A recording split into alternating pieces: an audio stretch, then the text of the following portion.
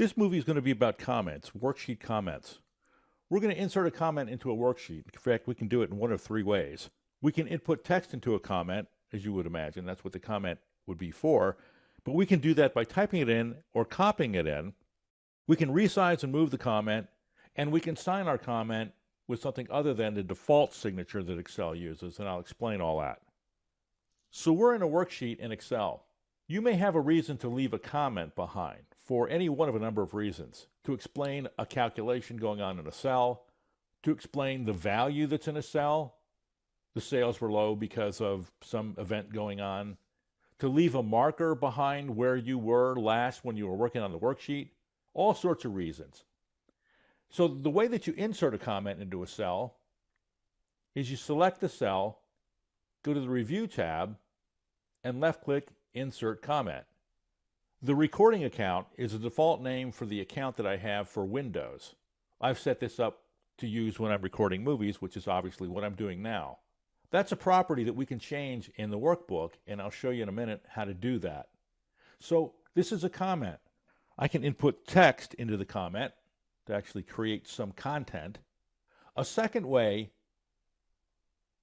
to input a comment is to press Shift F2, and we have another comment. And yet a third way to input a comment is to right-click and get the shortcut menu and left-click Insert Comment. Now by now you can tell that the default behavior for the comment is to be hidden. You say, well, what good does that do? Well, it leaves a little red triangle in the upper right-hand corner of the cell that contains the comment, and when you hover over that cell, the comment will be displayed. You can change this default behavior, and in the next movie I'm going to show you how to do that. So we already saw where we could input text into a comment. And when you want to edit the comment, right-click, choose Edit Comment, and we can input some more text into this comment. But as well as typing text into the comment, we can also copy it into the comment. And while I was doing the research for this movie, I came across some information that told me that we could actually put up to 2,000 words into a comment. And honestly, I didn't think you could actually do that. But in fact, you can. I'm going to click off of that.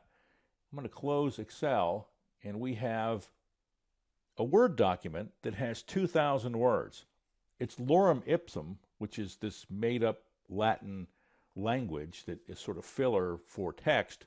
When you're laying out documents, it's sort of a placeholder for what eventually will become some text that makes sense. But I'm going to select all of this text by pressing Control-A. Then I'm going to press Control-C to copy. And we're going to go back to one of the comments, right-clicking the cell, Edit Comment, and I'm going to press Control-V to copy that text into the comment. Now, it looks like I only got about, I don't know, a dozen words, but in fact, I got a lot more than that. I got 2,000 words in there. Now, this is a huge amount of information to put into a comment, so don't ever do that to somebody. There's got to be a better way to leave this quantity of information for somebody other than putting it into a comment. But the capacity to contain text is fairly large with these comments. So you just saw where we can resize the comment. You grab the handle and you can resize the box.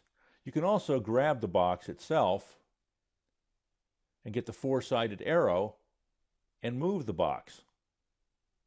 So finally, we're going to talk about signing your comment. Now, the comment gets signed automatically. In this case, it's the recording account. So where did that come from? We're going to go to Alt-F-T, the advanced options. And under Personalize Your Copy of Microsoft Office, we see Recording Account. Now, I didn't put that in there. That field was populated by default with the Windows account name that I'm using to record these movies. But I can change that and put my name in there, or put anything in there. Left-click OK. And now when I add another comment, Shift F2, I have my name that I just changed that property to in the backstage area, used as a signature for this comment. So that's an introduction to comments. We inserted a comment. In fact, we inserted a couple of them in 3 different ways. We input text by typing it in, and also copying it in from a Word document. We resized and moved the comments. And finally, we found out that we have some control over the signature that Excel uses for the comment.